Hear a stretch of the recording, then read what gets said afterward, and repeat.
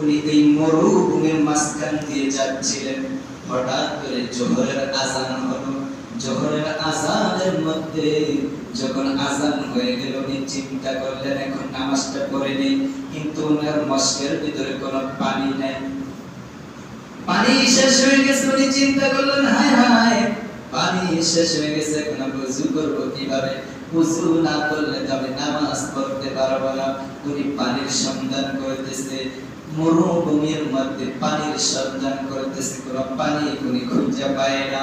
এভাবে বিস্মৃতিতে হঠাৎ করে বিশাল দূরে দেখলেন একটা জঙ্গল দেখা যায়।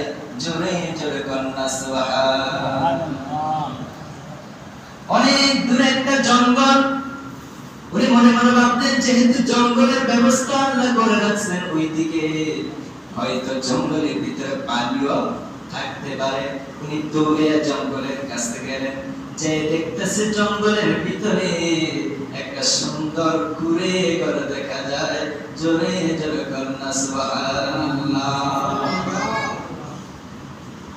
ওই কুঁড়ে ঘরের দরজার সামনে উনি যে টোকা দেয়, মা মাগো মা, জোহরের টাইম হয়ে গেছে গো মা, নামাজ পড়তে পারতেছি না, পানি নেই, পানি নেই, আমাকে একটু পানির ব্যবস্থা করে দাও, পানির ব্যবস্থা করে দাও, আমি ওযু করে নামাজটা আদায় করব। কিন্তু ঘর থেকে কোনো সাড়া আসে না, কোনো আওয়াজ আসে না। ওই মুহূর্তে আল্লাহর নবী সুলাইমান সাজুলি উনি একটু সামনের দিকে গেলেন, যে তাকে দেখে সামনে একটা কূপ দেখা যায়। জোরে জোরে কন্যা সুবহানাল্লাহ। উনি কূপ থেকে মনে মনে করে পেয়ে গেছি, কিন্তু যখন কাছে গেছে যে দেখে কূপের মধ্যে কোনো বালতিও নাই, কোনো রশিও নাই। এখন পানি তুলবে কিভাবে? পানি তো অনেক নিচে, পানি তুলবে কিভাবে? সুলাইমান জাদুরি কয়, আমি আশেপাশে পুরা এলাকাটা ঘুরলাম, রশি তন্ন তন্ন করে খুঁজলাম, কোনো রশি আমি পাই নাই। যখন এইভাবে খোঁজাখুঁজি করতেছি, তখন আমি দেখতেছি ওই যে ঘরের ভিতর থেকে জান্নাতি একটা 8 থেকে 9 বছরের বাচ্চা আমার দিকে তাকাইয়া তাকাইয়া খালি হাসতেছে। চলে চলে কন্যা সুবহানাল্লাহ। মেয়েটা হাসে আর কয়, হুজুর আপনি কি খুঁজতেছেন? ইমাম ওই যে সুলাইমান জাজুলি কয়, আমি এই বালিকা মেয়ে, আমি একটা রশি খুঁজতেছি, আমার আজান হয়ে গেছে, নামাজ পড়ার জন্য ওযু লাগবে, এখন পানি ছাড়া ওযু করতে পারতেছি না, পানি কূপ থেকে তুলবো কিন্তু রশি পাইতেছি না, এখন আমি রশি খুঁজতেছি। মেয়েটা মুস্তি মুস্তি হাইসা করে, হুজুর আপনি পানি তুলতে পারতেছেন না, আপনার নাম কি? কয় আমার নাম হচ্ছে ইমাম মুহাম্মদ ইবনে সুলাইমান জাজুলি। হুজুর আপনার নাম তো আমরা অনেক শুনছি। হ্যাঁ শুনবা, আমি বড় মুহাদ্দিস, লোকদেরকে হাদিস পড়াই, বড় একজন মাফের মুহাদ্দিস আমি। তখন মেয়েটা মুস্কি মুস্কি হাইসা কয়, হুজুর একটা প্রশ্ন করি, রাগ কইরেন না, রশি ছাড়া কি পানি ওঠানো যায় না? আল্লাহর ওলি ডাক দিয়ে কয়, মা কি কথা বললা, এটা রশি ছাড়া আবার পানি উঠাবো কি করে? কয় হুজুর দাঁড়ান আমি আসতেছি।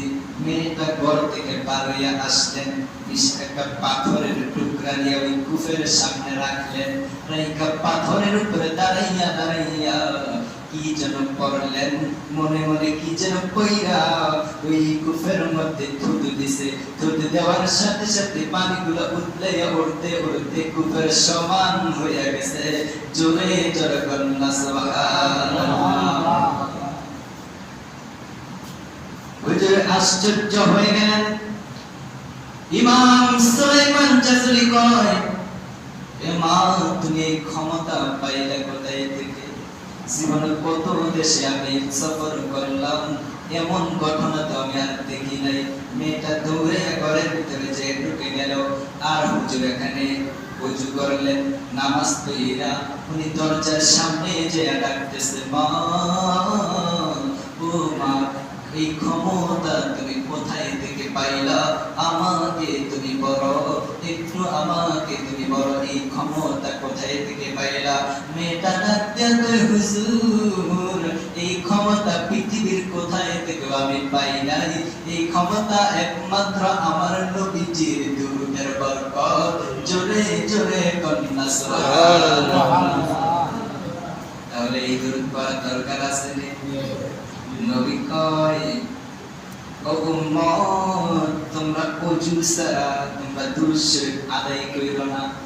কারণ তোমরা যখন দুরূদ শরীফ আদায় করো, তোমার নাম, ঠিকানা সব কিছু আমার কাছে পেশ করা হয়। শুধু তাই নয়, আমি তোমাকে চিনতে পারি, তোমার চেহারাও আমি দেখতে পাই, এবং কোন জায়গায় বসে আমি নবীর দুরূদ আদায় করো, আমি মদিনা থেকে ওই জায়গাটাও দেখতে পাই। জোরে জোরে কন্যা সুবহানাল্লাহ। তাহলে বলেন, জিকির ও দুরূদ আমাদের আদায় করার দরকার আছে। বেশি বেশি আমরা জিকির করব, দুরূদ শরীফ আদায় করব, আমরা নামাজও করব। রাজি আছেন না? আল্লাহ আমাদেরকে কবুল করুক। সকল বলুন আমিন। ওয়া আখিরু দাওয়ানা আলহামদুলিল্লাহি রাব্বিল আলামিন। জালসাতুল করেন।